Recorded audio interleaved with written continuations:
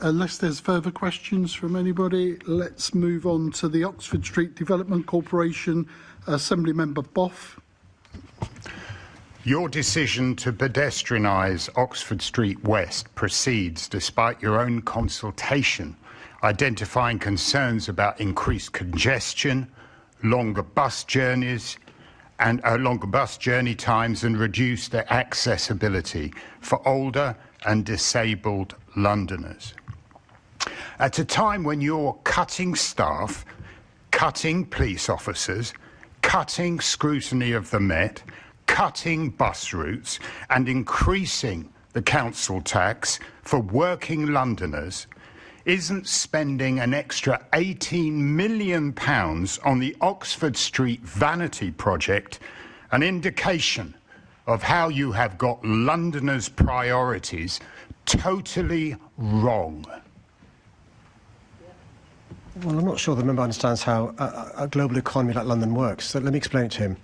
So if we've got profitable businesses, if we've got a vibrant town centre, if we have the nation's high street not in managed decline but flourishing and thriving because the business are doing so well, that means more revenues coming into not just the Exchequer but also to City Hall that we can use for public services. And when I tell him that at the moment, even with a Oxford Street that is not as flourishing as it should be, not as thriving as it should be, that the businesses on that street pay, in that community, pay more in business rates than all the businesses in Birmingham, Bristol, Newcastle, Nottingham, Leicester, Liverpool, Manchester, Sheffield put together, but they're complaining about the lack of investment and vision to Oxford Street. And they are saying if this was a more vibrant street, if it was pedestrianised, we could contribute more. He would be aware then that actually investing in this is a good way of pump priming future investment in London, future receipts for the Exchequer, for City Hall, for the councils, which can be used to provide better public services, better jobs for Londoners and those elsewhere as well. So you're actually saying that we want to make an Oxford Street that is welcoming to foreigners, but not welcoming to the disabled, not welcoming to the elderly, not welcoming to bus users. Are they your priorities, Mr. Mayor? Well, I'm really surprised in the tone of what the member is saying, because TfL are working really closely with disability groups, ranging from Age UK to RNIB to Guide Dogs to London Sight, London Council to Blind Ambition. I could go on a whole list of groups TfL are working with to make sure that those who are usually have accessibility issues, not just in Oxford Street, but across the city and across the country, have the most accessible Oxford Street possible. And I'm confident that working with TfL and the design team at Oxford Street Development Corporation, this will be a fantastic, flourishing project. And just like with other policies of the last 10 years, I'm looking forward to the apology and recognition that I was right and the Tories were wrong.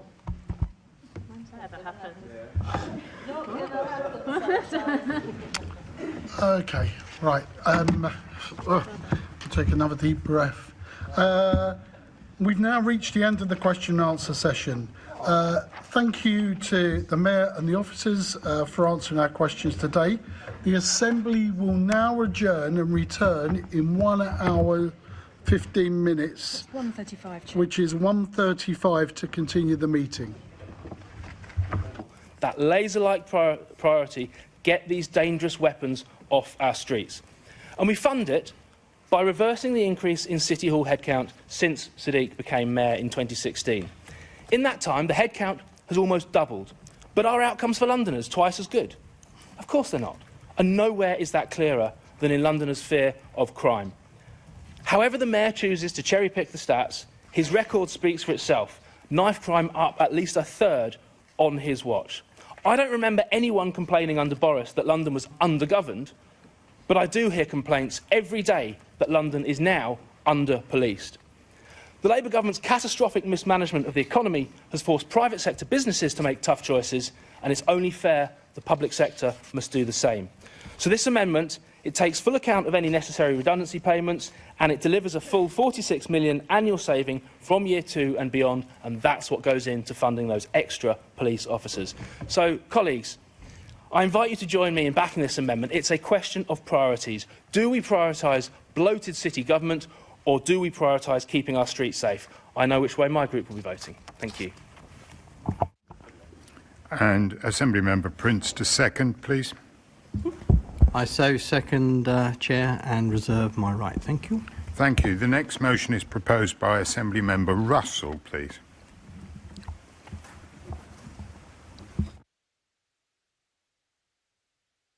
So many bits of paper today. Okay, thank you very much, Chair. And colleagues, you will see from the papers that we've shared that our amendment has not substantially changed. We still think these are very good ideas, and we're still hopeful that you will support them. With the final draft budget, while the Mayor has now allocated newly released funding from business rates, there remains a problem on recurring funding. London faces a number of long-term challenges, and the Mayor should consider how better to plan to fund long-term investment, rather than adding a series of one-off funding pots with only a single-line description of their purpose. So, as before, our amendment puts forward practical, fully funded ideas that can be actioned within the current financial situation. We are again spending £1.35 million coming from reserves and unapplied revenue grants, and we're reprioritising £10 million from the increase in council tax given to the MOPAC budget. My colleague, Assembly Member Garbett, will second our amendment and speak to reprioritising some of the MOPAC budget and our plans to help London renters. So, our amendment. We still think the Mayor needs to plan to support legal action against Heathrow Airport.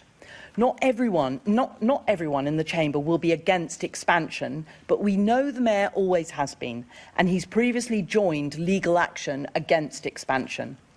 And for this, he needs to plan his resources in these straitened times so that he's not forced to take last minute to take money from TfL, who agreed to fund his last legal action. Now, last January, you unanimously supported the call for the Mayor to assign funds to fight Heathrow expansion, and I hope you still agree. To remind you, our amendment would ring-fence £500,000 from the Climate Change Reserve, initially for expert staffing resource to compile the evidence needed to support a legal challenge and to run through public engagement on the issue. And then the fourth part of our amendment. Transport Committee colleagues all know my specific interest in improving public accessibility on our transport system, with particular reference to toilets. The whole committee, led by the Chair, Assembly Member Baker, spent time across 2 years on a detailed investigation into transport accessibility. Our amendment puts forward £500,000 for Transport for London to review how accessible our transport system really is, using the Transport for All supported metric, the APTAL. Now, APTAL rates are not just how accessible not just how accessible transport is in terms of the distance from where you live to get to a station or a bus stop, but the actual physical accessibility of the station or stop once you actually get there. Now, it would more highly rate places with step-free access from pavement to train, and it would flag reduced accessibility like stops with no toilets or stations that are often overcrowded. And so the final part of our amendment provides a further £500,000 to improve TfL modelling by accommodating this change and bringing in APTAL to TfL's thinking and modelling. TfL would have better information to inform planning decisions, investment decisions, and when it comes to the London Plan, and accessibility could be embedded in all transport proposals and funding from the very start. So our proposed £500,000 investment from the Climate Change Reserve would therefore fund TfL to review London's PTAL modelling, improve real-life accessibility and enable more public transport journeys. I think this is probably compatible with the Lib Dem amendment. Thank you for your time, colleagues. I hope you will give this amendment serious consideration, and I now hand to my colleague, Assembly Member Garbett, who is going to second the amendment outlining our other proposals. Assembly Member Garbett, please. Thank you, Chair. And thank you, Assemblymember Russell, for explaining our amendment, which I am proud to second. The part I'm going to focus on is what we want to do with reprioritising the investment into MOPAC. If we're truly committed to keeping Londoners safe, we need to invest in prevention and tackling the root causes of crime rather than relying on enforcement and surveillance. For too long, policing has focused heavily on low-level drug offences that do not make any communities any safer. The evidence is clear. Enforcement can't reduce harm or build trust in communities most affected. The Mayor's own London Drugs Commission, which came out last May, has recognised this reality and called for a shift away from criminalising cannabis, and also backed moving cannabis into the Psychoactive Substances Act, which is in effect a decriminalisation of cannabis. Last year, nearly 58% of all stop and search activities was for drugs, predominantly cannabis.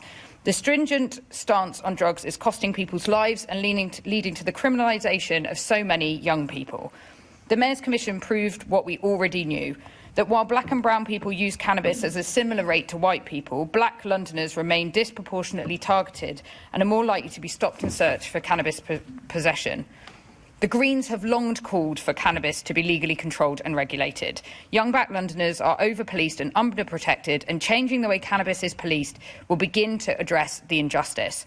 Arresting, criminalising or punishing people who use drugs does not work. Studies show that criminalising people for cannabis possession means they're more likely to reoffend within 18 months, showing it absolutely does not work. I have a background in children's NHS commissioning, in working in public health and in adult social care. I've listened to families who've lost loved ones due to drugs, people who've been criminalised, public health experts and academics, and they all say the same thing, that this current approach is not working. Drug policies that prioritise criminalisation also represents a huge commitment of police time that could be redirected towards tackling serious violence, exploitation and supporting Londoners. And that's exactly the kind of work that the Violence Reduction Unit leads on. Working with young people at risk, supporting victims and addressing the root causes of violence in our communities.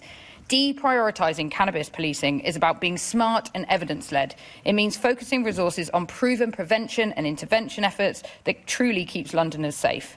This amendment puts prevention first, prioritises supports for those most at risk and ensures funding goes where it can make the biggest difference. And that's why I'm proud to support it. This part of our budget amendment would be funded by reprioritising the increase in council tax allocated to the MOPAC budget. We would put £5 million of extra funding identified by the Mayor into youth services through the Violence Reduction Unit and provide an extra £5 million of funding to the MOPAC for their commissioned services. The next part I want to speak to is our focus on renters. So London's renters are being deeply let down. The Renters' Rights Bill does nothing meaningful to address affordability for London's nearly 3 million renters. We all know how difficult it is to be a renter in London. Communities are being displaced, people are leaving the cities, families finding it harder and harder to live here, and schools having to close as a result. We know the long-term solution is more council homes, but in the short term, we need to bring rents under control. Public opinion shows overwhelming support for the capping of rents. In the recent YouGov polling showing 78% for support, with nearly half of those saying they strongly support this. These figures show clearly that Londoners are worried about rising housing costs and want stronger protections against unfair rent rises. Organisations like Acorn and London Renters Union already fight for Londoners every day, helping people understand their rights and holding Londoners to account. Like landlords to account. The Mayor promised in his 2024 manifesto to back renters' unions, to give Londoners advice, guidance and real support, yet no funding has been provided for unions, and this budget still leaves that promise unfulfilled. Without these unions, renters struggle alone. Funding of £250,000 would let them expand this work, hiring staff, taking on more cases and running awareness campaigns so renters actually know the protections in the Renters' Rights Act gives them. London still doesn't have a renters' commission that the Mayor promised nearly 7 years ago. A proper commission would bring together renters, unions, experts and community groups to explore real solutions to the city's affordability crisis. I hosted a rent commission in my first year and showed the need and the appetite to have this kind of discussion across a number of groups. We need the Mayor to finally take leadership on this and to form a commission to tell the government what London renters need, devise a formula to improve affordability and show what economic model of rent